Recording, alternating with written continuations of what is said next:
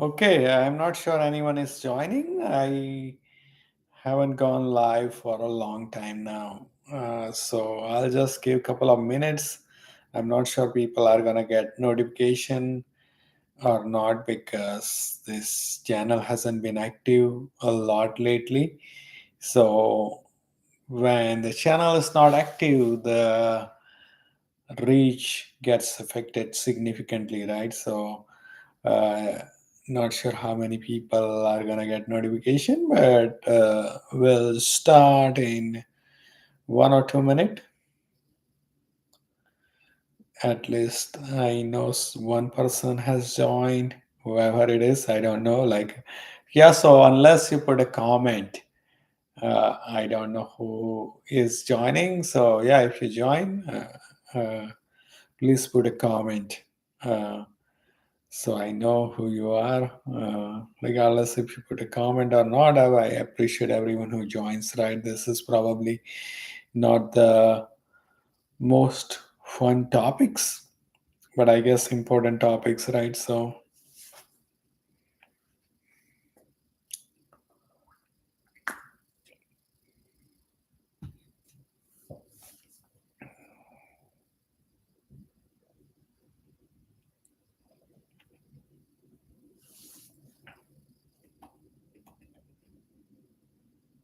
hello.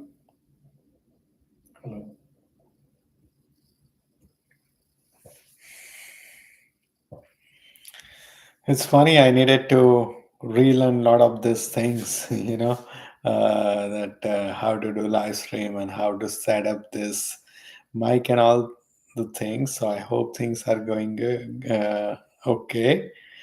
Hope you guys are able to hear me. We will start in like 1 minute. We'll give 1 minute if anyone else wants to join.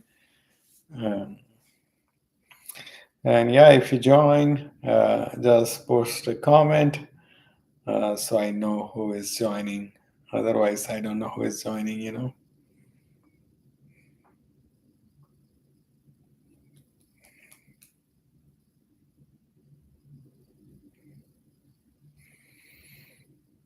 Okay, we'll start exactly in 1 minute.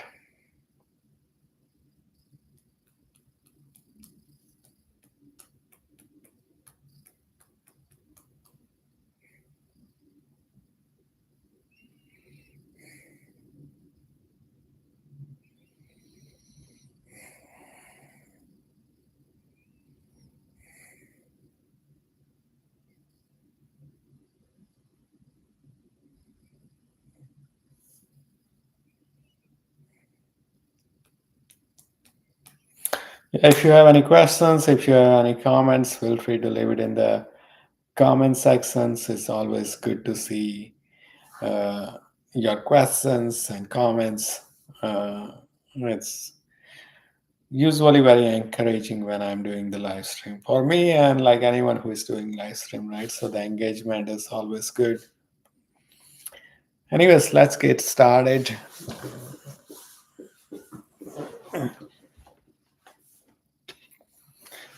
Okay, so welcome to yet another episode of Unfiltered Immigration. The biggest embarrassment I consistently face in this fight. Episode 22. It's crazy. This is kind of the first live stream I'm doing for this year, and I have been doing this consistently for the past year for one reason and one or another reason. I couldn't do it until today for this year. So, but at least, yeah, we got this going again before year ended. So it's good. I was looking at the last live stream I did, and that was kind of like back in November, right? Like the unfiltered immigration. And the topic was something like, because the new administration was coming in, the topic was uh, why this administration can deliver. It's not like they will deliver, but why they can deliver. And the administration got elected but hasn't started. But there were like a lot of positive things that even in the administration, Elon Musk was there heavily And there were like a lot of people who from the tag they were kind of part of the administration. And looking back at that live stream, it feels crazy what is happening right now, that there was so much hope with this administration that they will be like pro legal immigration, and especially high skill immigration. They will be uh, very supportive. But what is happening right now, it's kind of crazy. I'm not sure you guys are following, but today they just announced that the appointment, visa renewal appointment of H1B, which were scheduled for this month, they just rescheduled it 3 months or 3 to 5 months back, right? So someone who already traveled to India, they are kind of now stuck. Like they have to stay there for 3 months, 5 months. I don't know, because until their visa gets renewed, now they cannot come back, right? So it's kind of crazy to see uh, what is happening right now. Uh, and kind of this, the issue we are fighting for, this high skill immigration, right? The green card backlog, and especially the discrimination faced by high skill immigration based on their country of birth. It's got sideline a lot, which we need to bring it back. Uh, but today I wanted to talk about, I haven't been doing this for a while, and I wanted to kind of briefly summarize what has been going on past with my life, and also with the organization we started as well. But also the main topic, as you see the title, it's like the biggest embarrassment I faced, which I don't talk much about, right? That what I have been facing for past 2 years, kind of like I started my campaign to travel to all the 50 states in the beginning of 2023, right? So uh, almost 3 years now. So uh, wanted to talk about that, but before that, just kind of give you an idea that yeah, the last year November we did the last live stream. At that time, we just launched our organization Fair America, so we kind of did very heavy campaigns, social media campaigns in November, December. We were like posting on all social media every day in November, December, and January as well. And we did a big two events. Our first in-person events in Philadelphia and Washington D.C. with Seema Taparia of Netflix. So January and February we were like busy with that. So from November to February, we were very active, and I'm speaking about with Fair America. But then my kind of like job got very demanding. Also, because I have been traveling and doing this kind of campaign to travel to all the 50 states that I started planning in the beginning of 2023, right? So for almost more than 2 years, from beginning of 2023 until like early 2025, I was not doing anything else. Like I was doing my job, and all my focus was on fighting for to end this discrimination. And I delayed a lot of the things like the personal priorities, and that should have remained my primary goal if I had received the enough support, right? That the job was demanding, and there were like personal priorities, which I could have delayed, because our goal was to end this, like get the enough support, and we came up with the plan. And if there was enough support, something which I personally wanted to solve with the support of a lot of people with this organization, and then get back to my personal priority, whatever it is. But based on what response we got initially, uh, uh, throughout my campaign, and also after my campaign, we came up with a plan a simple plan which a lot of people can become a part of very easily. But based on the response we got, it seems like this is going to be a long battle. So I had to take care of my personal priorities, right, of this year, which I have been delaying for a lot of times, and that maybe I will talk about those some other times. But that was kind of that's why we have not been very active so on social media. We have been doing whatever is needed to run this organization, because now it's like IRS approved 501(c)(4) organization.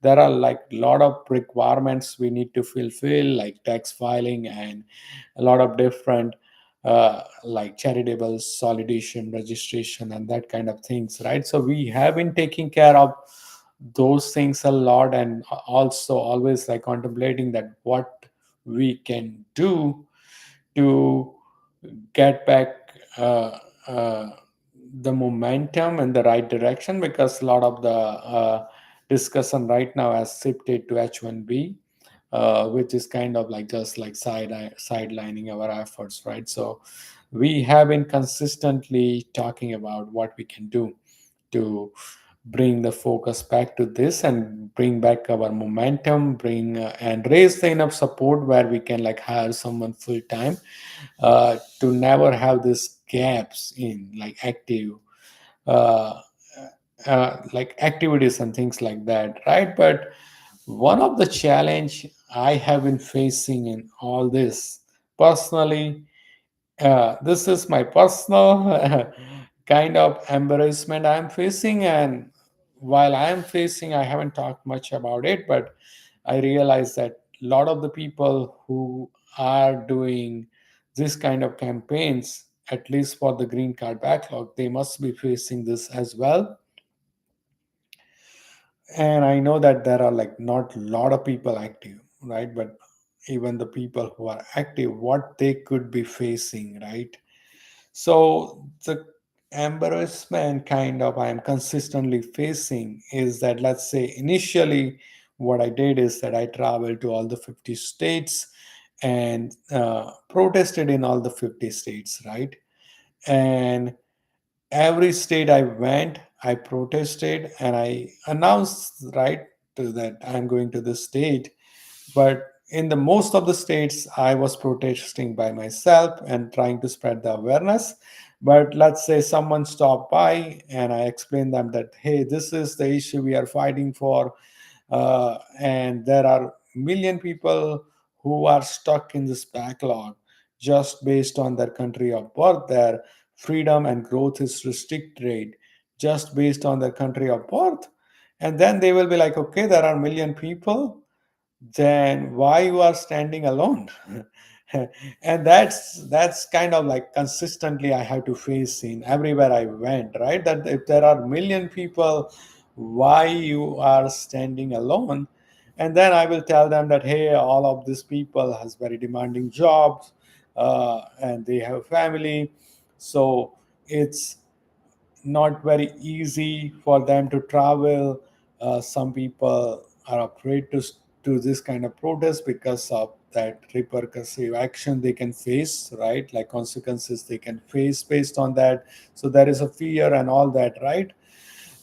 So yeah, that's kind of like I would give that reason, but then I will tell them that, hey, if you want to learn more about this, follow me on social media, follow Fire America on social media. At that time, Fire America was not a thing, but I would like encourage them that, okay, you should follow this kind of accounts on social media, and then they will go to my YouTube channel or something, and then there is like 1,000 followers, right? So it's like one way we are explaining that, okay, this is a very serious issue.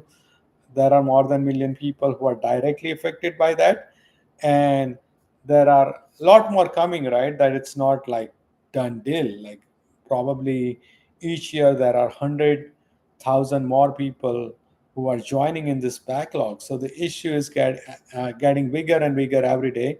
There are more people coming who will be facing this. So but then this kind of subscribers, they see that that kind of support takes away all the reasons I gave previously, right? That it's like even if they are busy, they can do it. Uh, it's not something they can like be afraid of doing it online, right? It's free.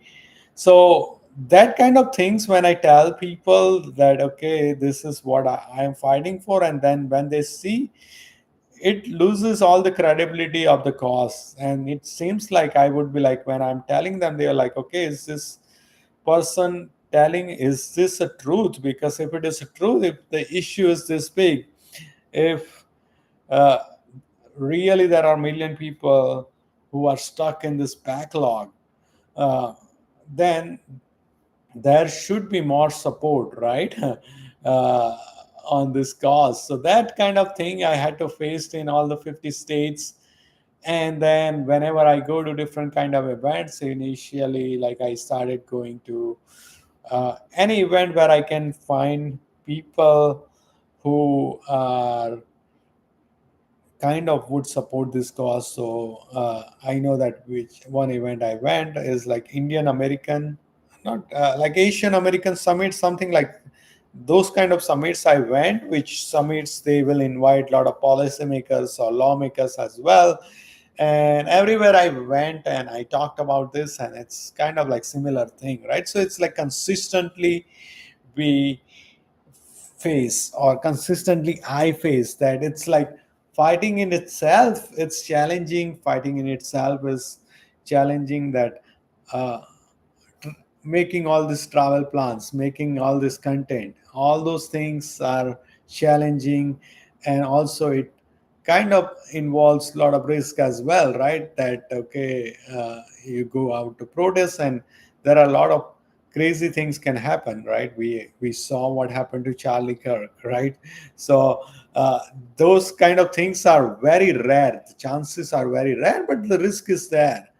So taking those risks, taking those challenges, finding the time to do it, all those things are there. But on top of this is that every day fighting this battle, the embarrassment you have to go through, that okay, what you are fighting for, the support is not there. And when you tell people that okay, this is what I am fighting for, they are like, why the people like me, if million people are stuck, why there is no one there, why the number doesn't support that fact online or in person, right? uh, Same thing with uh, Fair America. When we started that, okay, we out of out of the campaign I did in all the 50 states, I learned all these things, that why it is challenging for the green card backlog community, the people who are stuck in this never-ending backlog because of their country of birth, why it is very hard for them to fight for this cause. And we made this very simple plan. We came up with the plan, and it's hard to execute that plan, right? To sharing that plan with the people and coming up with all the material and all those kind of things. The work is done, but then when it comes to support, if you see that we took out all the hurdles, we took out all the challenges uh, uh, faced by people in supporting this kind of cause, right? That they don't need to spend a lot of time, they don't need to like invest heavily. So all the excuses were there, all the reasons we took away, but still the support was very less, right? So then uh, because this kind of support are not there, when we talk about this to someone, like let's say someone who is not directly impacted, someone who is American, we tell them that oh, this issue is big, there are a million people, and then you see the support doesn't support the fact which we are presenting. So that the fight itself is hard, but uh, along with that fight, spending time, resources, money, on top of that, that embarrassment we have to face, or at least I have to face, right? And then yeah, it's like asking, initially when I traveled to all the 50 states, I never asked for money, right? Until like my 50th state, where I needed to organize a rally and things, because asking for money and that kind of thing, it's not easy, right? But then I was like, okay, to solve these things, I will have to come up with a plan, and maybe that's the best plan, and I will have to ask for uh, uh, this kind of donations. But even in that, like when you do this kind of campaign online on X or some things, right? Even for people from the green card backlog community, they even people who are not doing, they are like always questioning, right, that hey, how we can trust that money will be used wisely and that kind of thing. But you, it's kind of a fair question.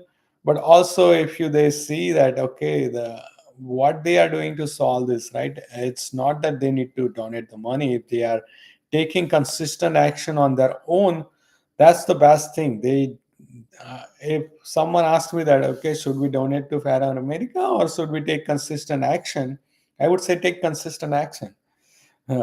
But the money part and that kind of support part comes when a lot of people doesn't have time, money, resources, not, and mainly time, right, that time or sometimes skills needed to do this kind of advocacy, right, that information and all those kind of things. If it's not there, there is a simple way, right? So uh, anyways, coming back to the point is that the support we are getting, it's uh, not supporting the fact we are presenting or the fight we are presenting. But uh, so this is what we are facing. But regardless, this is the burden on my heart, right? This is the fight I took on, and it's when I took on, I knew that it's not going to be easy. I was expecting more support, at least from the backlog community, but it's not. We haven't received it, and I know that some of you are supporting, right? It's not like zero support. There are like probably uh, around maybe 100 to 200 people consistently supporting this cause. So it's not. I'm not saying that the support is zero.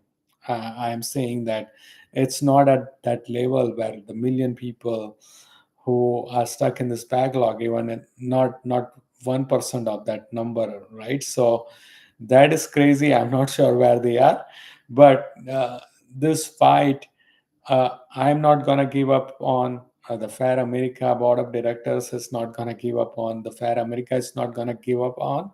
It's gonna take long time, maybe sometimes that if we don't find the support, then it's gonna take longer, and sometimes we might have our personal priority, right? So we might not be able to pay uh, be that active. But the fight is not gonna end. We're gonna do keep doing what we can, and we want to get to that place. Sorry, I've been talking consistently. So we want to get to that place. I uh, with Fair America, we want to run a campaign where we can at least get first 500 subscribers or monthly supporters, so we can at least hire someone part-time who can keep this thing going, who can do a lot of work. And if we are consistently active, then that should hopefully that will invite more supporters. But uh, as you saw that see as you see that the issue is getting uh, difficult day by day, and for this administration we need to realize that this is their first year. This is just their first year. They have 3 more years, so things might get uh, uh, a lot crazy. One of the reason question I got from some supporters, right, that are we uh, hibernating because of this administration? And no, that has nothing to do with the administration. It has everything to do with the support we uh, the thing we are fighting for. We believe in, truly believing in our cause, right, that we are doing everything by the law, and we believe in this cause, that this cause is worth fighting for, because there are more than million people are suffering because of this. There are kids, uh, they have nothing to do with they have nothing to do with this issue, right? That they are just suffering because their parents were born in their because of their parents' country of birth, which they cannot change, right? So we truly believe in this cause,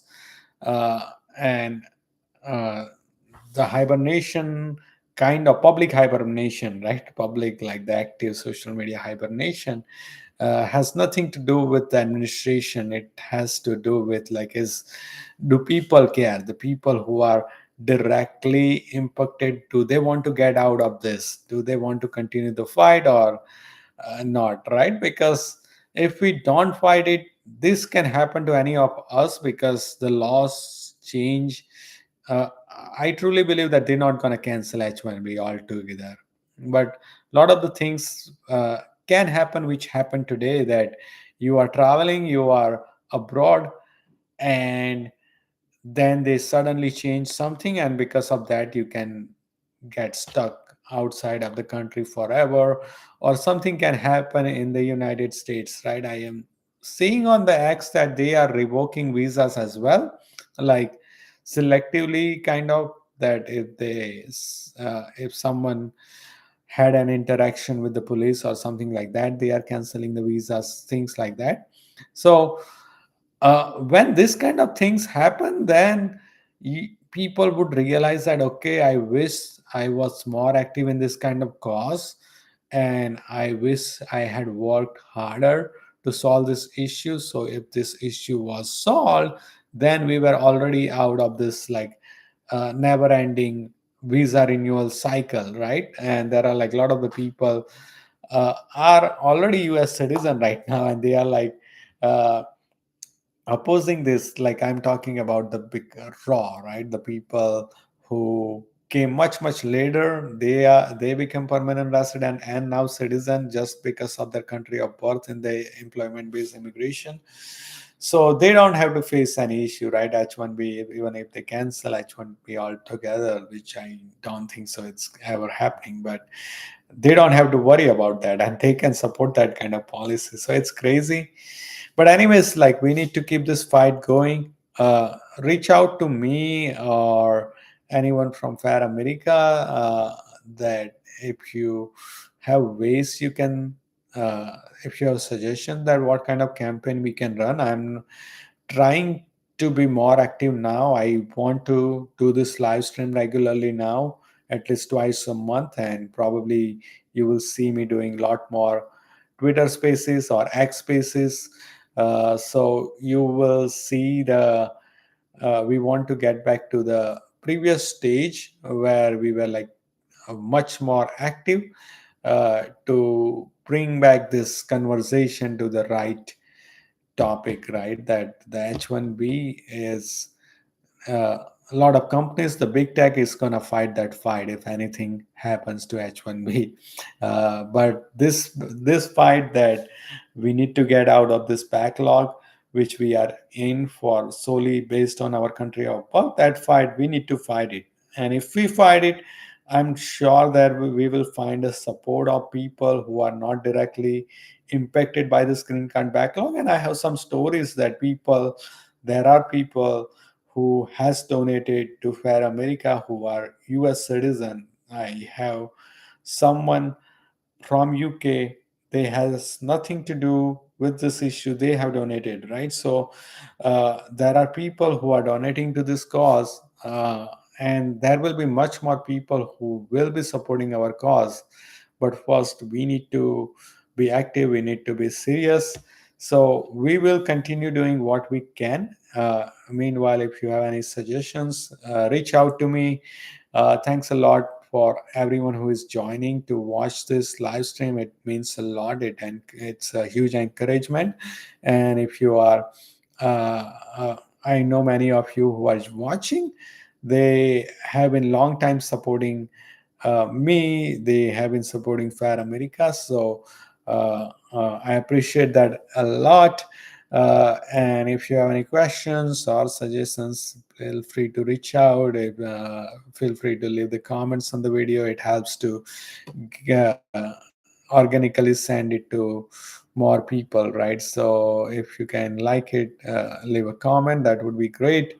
I will share it with the rest of the group tomorrow. But yeah, it feels good to do this after a long time, right? Almost a year. So hopefully, I want to continue doing that. But that's it for today. Hopefully, I will see you soon. Otherwise, thanks for joining, and I'll see you guys soon.